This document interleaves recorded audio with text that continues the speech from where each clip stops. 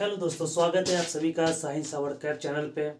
अगर आपको रोज़ाना अपडेट चाहिए, जानकारी जॉब से जुड़ी हो या किसी भी प्रकार की जानकारी चाहिए एजुकेशन से रिलेटेड, तो आप हमारे चैनल को सब्सक्राइब कर सकते हैं। तो दोस्तों, आज हम आप बात करने वाले हैं बिहार एसएससी 10+2 फॉर्म से रिलेटेड कुछ क्वेश्चन के बारे में।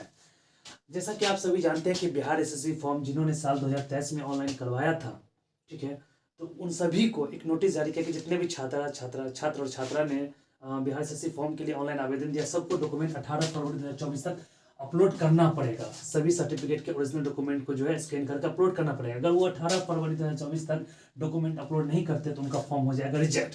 ठीक है, तो आपको हम बता देते हैं, जैसे कुछ जानकारी आप जान लीजिए कि बिहार एसएससी फॉर्म के लिए आपको क्या जानकारी जानना जरूरी है। जैसे डॉक्यूमेंट आप कब तक अपलोड कर सकते हैं, डॉक्यूमेंट आप 18 फरवरी 2024 तक अपलोड कर सकते हैं। ठीक है, डॉक्यूमेंट इश्यू कब तक का होना चाहिए। अब बहुत सारे लड़के लड़कियों को मन में सवाल है कि जैसे कि उन्होंने एनसीएल नहीं दिया था, ओबीसी एनसीएल नहीं दिया था या ईडब्ल्यूएस नहीं लगाया था, ठीक है, और उन्होंने वो चाहते हैं कि चलो भाई 18 फरवरी 2024 तक डेट है और हम क्या करें कि फिर से अप्लाई करके फिर से सब कुछ बना के अपलोड कर दें। तो उसके लिए एक जानकारी हम दे दें कि 11 दिसंबर 2023, ठीक है, 11 दिसंबर 2023 से पहले का ही डॉक्यूमेंट आप अपलोड कर सकते हैं।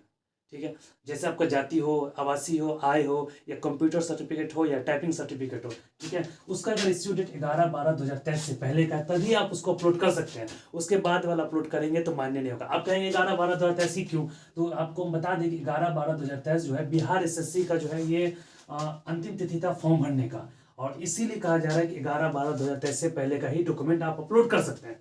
हाँ, आप एक और सवाल आया कि टाइपिंग सर्टिफिकेट किसको अपलोड करना है, तो भैया टाइपिंग सर्टिफिकेट उसी को अपलोड करना है जिन्होंने चयन किया था कि भैया टाइपिंग सर्टिफिकेट में हमको टाइपिंग सर्टिफिकेट वाला जो है वैकेंसी है, जो भी पोस्ट है उसके लिए वो क्वालिफाई है।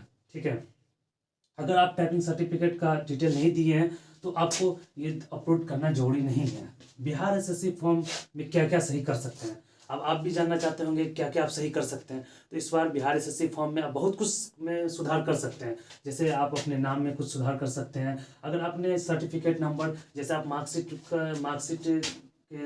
का सर्टिफिकेट नंबर हो या टाइपिंग सर्टिफिकेट नंबर हो या आप कंप्यूटर का जो भी एडीसीए का सर्टिफिकेट नंबर हो, उसमें कुछ मिस्टेक कर दी हैं तो उसको आप सही कर सकते हैं। उसका जो अगर किसी भी सर्टिफिकेट का आपने इश्यू डेट अगर गलत दर्ज कर दिया था तो उसको आप सही कर सकते हैं। हाँ, इश्यू बाय आप देखे होंगे कि आप जब भी आवासीय हुआ और जाति को आप अपलोड किए होंगे, ठीक है, या ईडब्ल्यूएस एनसीएल को अपलोड किए होंगे तो वहाँ पर आपको इश्यू बाय लिखा रहता होगा, जैसे RO CO SDO। इसमें अगर आपने कुछ गलती किया है तो आप इसको अपलोड कर सकते हैं।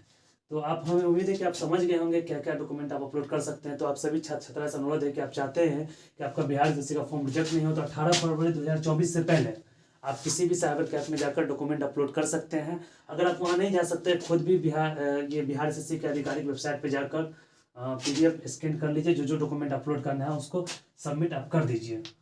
हाँ, अगर आपका कोई भी चीज़ अगर गलत नहीं है तो आपको ज़्यादा परेशान होने की जरूरत नहीं है, सिर्फ आपको डॉक्यूमेंट स्कैन करना होगा और उसे अपलोड करके फाइनल सबमिट कर देना होगा।